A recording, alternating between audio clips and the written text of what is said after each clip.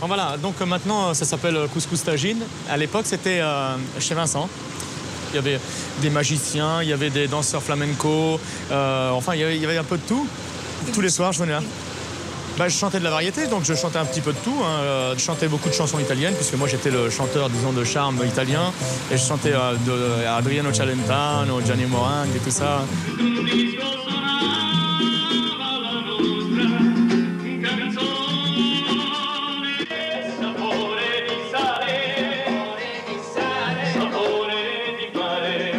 Je commençais à minuit ici à peu près, et souvent ça se terminait à 6h du matin. De cette période, il lui reste un surnom. Roberto el Magnifico. Oh, ça va les gars? Un surnom et de solides amitiés avec ses premiers musiciens. Ça va? Comme lui, des enfants d'immigrés de Clichy-sous-Bois. Ici aussi, vous voyez, c'était la petite scène là. C'était un peu plus grande à l'époque. Il y avait les 3 musiciens. Donc ils étaient là, les 3 musiciens. C'est donc ici que celui qui triomphe dans Verdi a fait ses premiers pas sur scène, avec des reprises de Mike Brandt et du répertoire italien.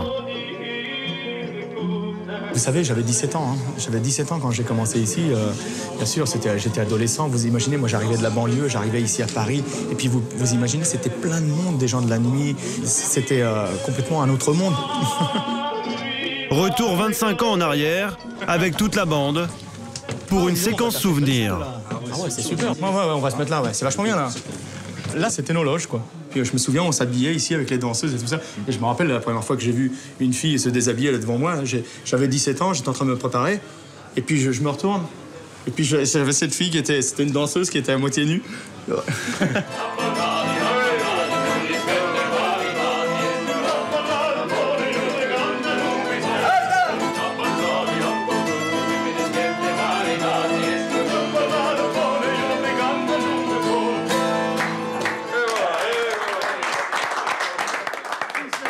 C'est une affaire où il y avait la pègre qui arrivait, les pires voyous qui venaient à 1h du matin, 2h du matin. Et nous, on était assez innocents parce qu'on était relativement jeunes.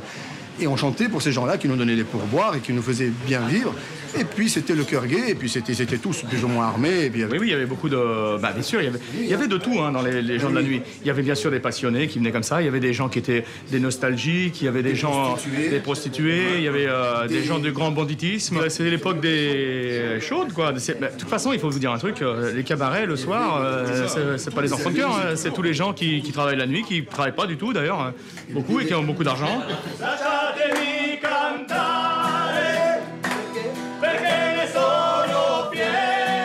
Et quand je repense à cette vie d'adolescent, c'était quand même une vie d'adolescent très remplie, très riche.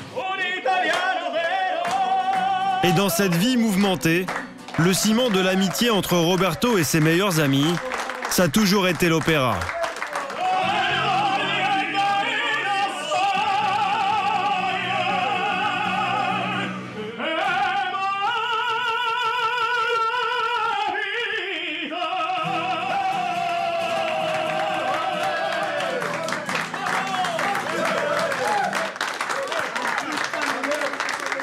Tous mes copains d'enfance sont des ténors. Tous. Montrez-leur, les gars. Tous mes copains d'enfance. Mais sinon, s'ils sont pas ténors, moi, je les garde pas.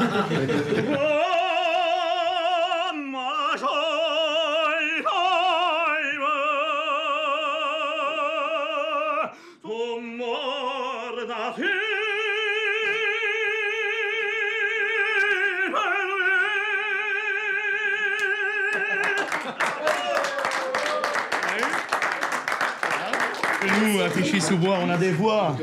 Les ténors, c'est rare, mais pas à Clichy-sous-Bois. À Clichy-sous-Bois, il y en a partout, dans toutes les rues. Et alors, ils font le concours tous les ans. Et si ils perdent des notes, s'ils deviennent baryton, par exemple, virés chez Laurent Pagny. Salut Laurent.